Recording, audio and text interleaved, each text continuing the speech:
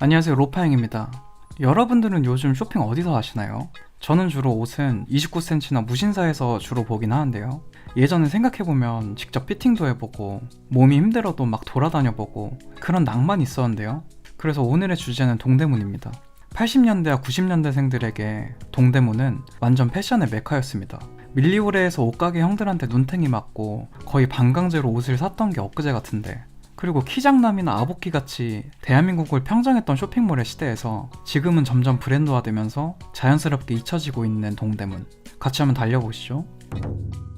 동대문은 대한민국 패션의 메카답게 24시간 불이 꺼지지 않았습니다. 오히려 낮보다 밤에 사람이 진짜 많았죠. 도매시장에 가면 막 사입 삼촌들이 그 무거운 옷봉지를 몇십 개씩 들고 다니고, 그 당시 동대문에서 매장을 연다 그러면 바로 떼돈이죠. 자연스럽게 평화시장이나 동대문 종합시장처럼 원단 부자재 시장까지 같이 커졌습니다. 제 지인한테 물어보니 동대문이 가장 핫한 시절 1평도 안 되는 매장에 권리금만 1억 이상이었다고 합니다.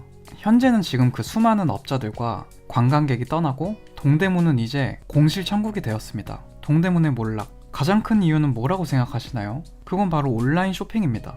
유니클로 같이 저렴한 브랜드들이 즐비하면서 기본템이 APM 같은 도매보다 저렴해졌고요. 지금은 무신사 브랜드들이 그 자리를 대신하고 있죠.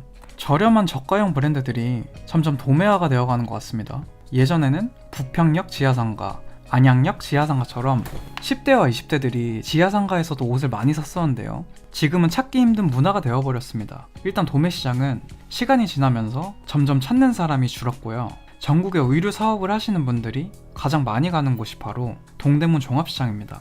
점심시간만 되면 근처 밥집도 웨이팅이 진짜 많고 카페도 너무 잘 됐죠. 근데 얼마 전에 제가 부자재 시장을 가봤거든요. 와, 정말 현저히 사람이 적더라고요. 근데 생각해보면 또 그 당시 동대문 가면 호구 잡힌다는 생각이 강하게 들었거든요. 가만히 있어도 워낙 잘 되니까 다른 곳보다 워낙 비쌌죠. 합리적인 소비를 할 수 없는 곳이라는 인식이 강해져서 점점 안 가게 된 건 사실 팩트죠. 원단 시장에 일하시는 분들의 얘기를 들어봤거든요. 예전에는 원단의 수요가 중국이 20이라고 치면 지금은 거의 중국이 80, 90까지 의존도가 심해졌어요. 그러다 보니 원단도 너무 저렴해졌고 상인들이 남는 게 더 없어졌습니다. 그런데 경기까지 불황이잖아요. 가져가는 수익이 적어졌는데 주문하는 수량까지 적어진 거죠. 동대문 종합시장 작은 평수에 가게 월세 내기도 빠듯한 정도입니다.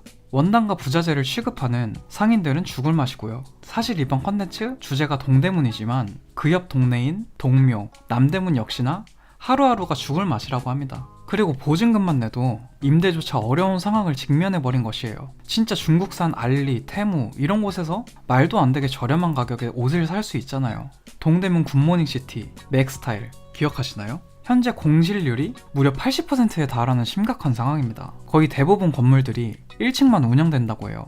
매출이 급감하면서 관리비조차 내지 못하는 점포가 늘어나 전기 공급이 중단될 위기인 건물들도 상당수입니다. 동대문에는 토탈 의류 패션이라고 해서 원단부터 공제 공장들까지 있거든요.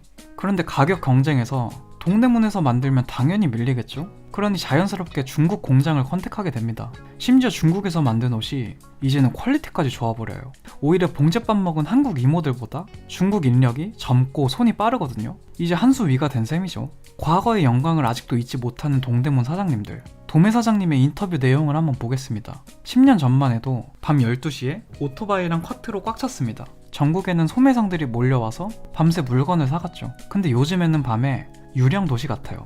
아예 매출이 없어요. 장사가 아니라 그냥 문만 열고 있는 거예요. 부업으로 새벽 배송이나 주말엔 택배 알바까지 하고 있습니다. 내 가게에서 돈이 안 되니 몸으로 버텨야죠. 이전에는 우리가 디자인을 먼저 뽑고 광장시장에서 원단을 사고 3일 안에 옷을 완성했어요. 요즘에는 도매에서 한두 개 예쁜 디자인을 사서 중국 공장에서 돌린 뒤에 택가리하고 한국 브랜드로 파니까 메리트가 사라진 거죠. 청계천 라인에 붙어있는 부자재 시장 또한 죽어납니다. 상권이 죽고 있으니 식당과 카페도 유령 상권이죠. DDP 1층 카페 공간 250평 규모는 무단 점유와 임대료 미납으로 3년 넘게 공실 상태입니다. 임대료가 얼마인지 한번 찾아봤거든요. 월 2천만 원이 넘더라고요. 그래서 차라리 패션 말고 대한민국 문화 전반적인 팝업을 동대문에서 엄청 큰 규모로 하는 건 어떨까 싶어요. 요즘에는 옷보다 굿즈부터 K-POP, 공연까지 워낙 한국 제품들이 난리잖아요.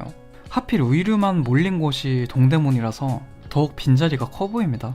동대문의 몰락을 이대로 지켜봐야만 할까요? 동대문은 끝난 게 아니라 전환을 기다리고 있습니다. 실제 서울시도 DDP 공간을 개방했고 도매상 라이브 커머스 인프라를 확대하고 있습니다. 창작 스튜디오를 지원하기도 하고 서울시에서 온 힘을 다해 동대문 살리기에 주력하고 있는 상황입니다. 현재까지는 동대문의 부활이 어려운 상황으로 보여요. 여러분의 생각은 어떠신가요? 동대문을 가득 찼던 외국인들, 특히 중국인들한테 외면을 받기 시작하니까 정말 어려운 것 같습니다. 요즘에는 남대문도 그렇고 명동도 그렇고 진짜 예전 같지는 않네요. 그래도 오늘도 힘내시는 상인분들 파이팅입니다. 재밌게 보셨다면 구독 부탁드릴게요. 감사합니다.